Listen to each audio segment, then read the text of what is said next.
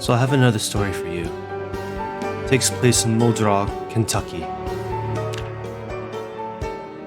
It involves a veteran who always sleeps often, is restless, and isn't the best reader. But he still remembers some of his old skills, how to use firearms, he remembers being in the outdoors quite a bit, and plus it helped that he could see well at night.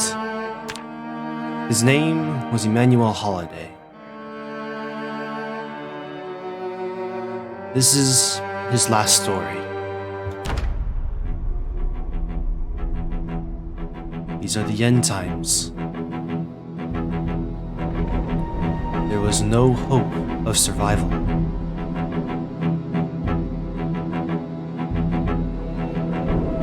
This is how he died.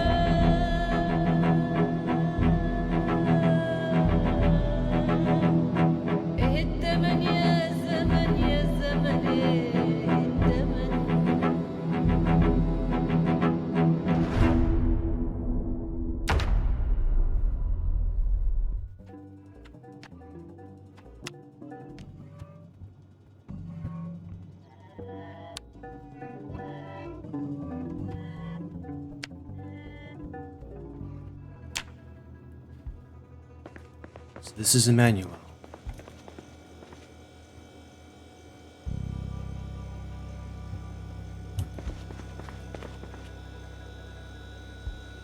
There's food in here. First things first, though. He took the time to shut any curtains he could find. He knew what was happening.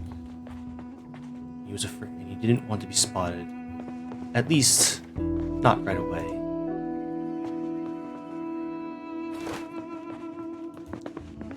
He made things a little bit dim in the place, but he quickly realized his front door had a window, an open window.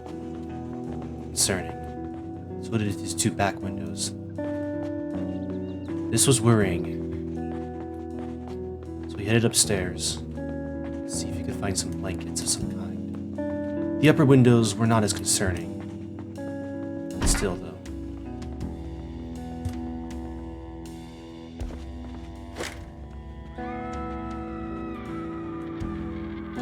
You hear the screams outside. Close the next set of curtains.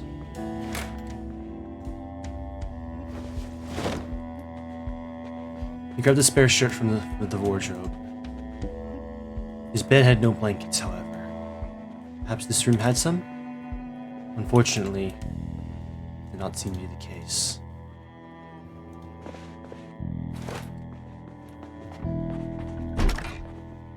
He checked the bathroom, but nothing was in there either. He checked his books. There were some books. He checked his shelf, I should say. He had a couple books, one for trapping, one for cooking, and a standard book, a journal, a newspaper, and a pen. Useful items, but for now, though, they were not as important as his immediate needs. He did some quick searches, seeing if he could find anything that could be suitable as a weapon. Unfortunately, the only thing he could find was a bread knife, which wasn't exactly ideal. Nonetheless, he took it once he found it later again. He put it on his belt. There's a storage box, which he found, but they only had VHSs. Not much there for him to use.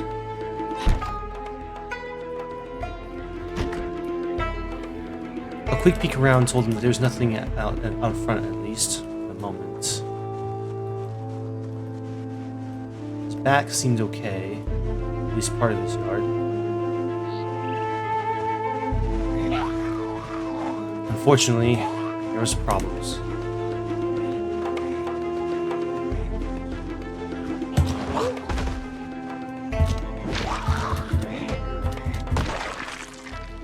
He shoved the zombie down and promptly curb stomped its head.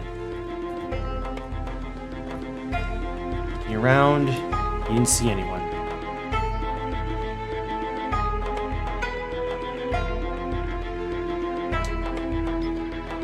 Quick look through it, he saw it had some gloves. Put them on his hands, check the shoes. Some socks, suit pants, t-shirt that was bloody.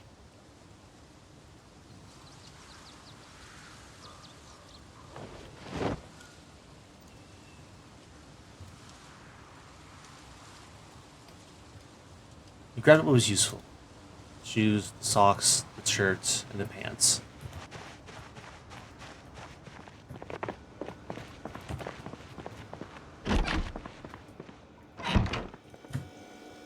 He was a bit unsure what to do, but he decided to see what he could do. He looked at his shorts for a second. He didn't exactly like the fact that they were, well, not very protective.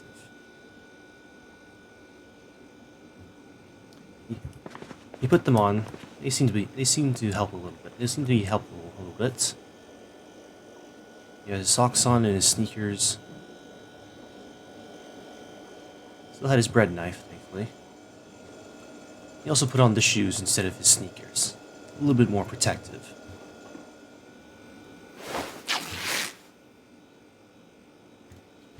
Using the ripped sheets,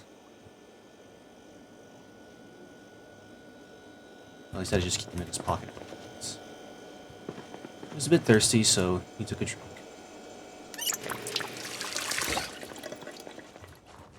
It seems more trouble was inbound. The zombie did not notice him, thankfully. He was busy walking through some sort of hedge.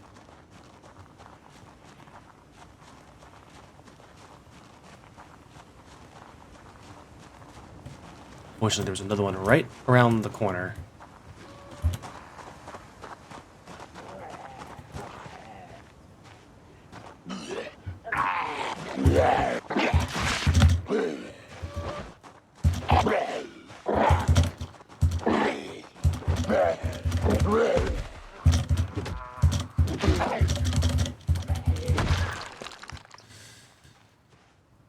Unfortunately, though, he got hurt in the process fighting this particular one.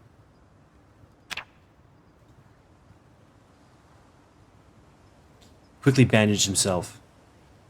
He was very hurt from that. He knew instinctively he'd have to be more careful. He checked what the zombie had.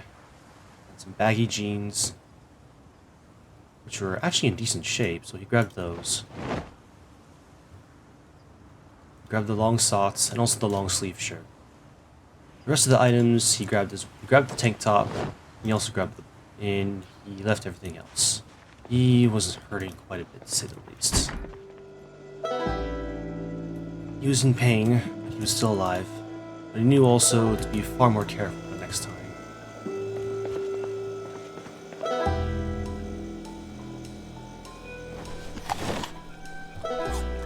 He ate the grapes, a bit hungry.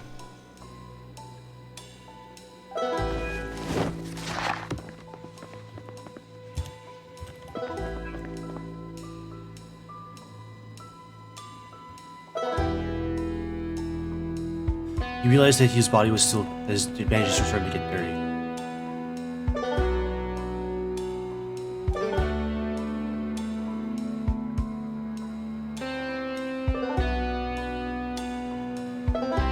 But he knew also that he couldn't risk taking it off for very long.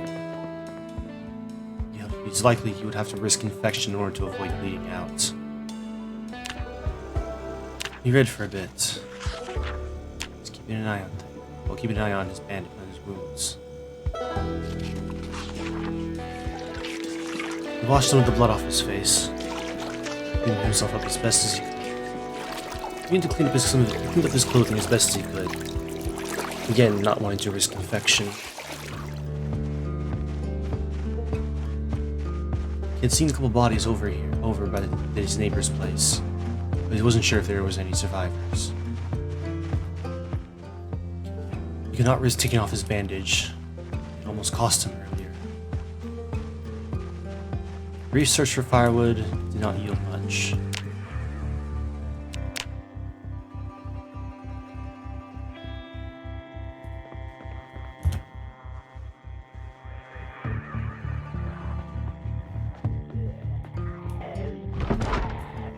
Unfortunately, trouble arrived again.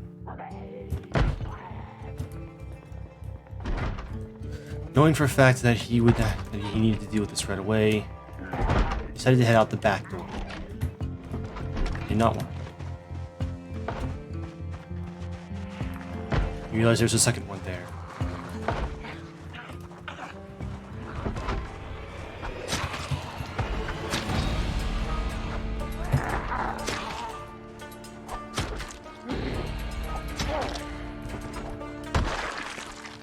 That was one. Now he had another one to deal with.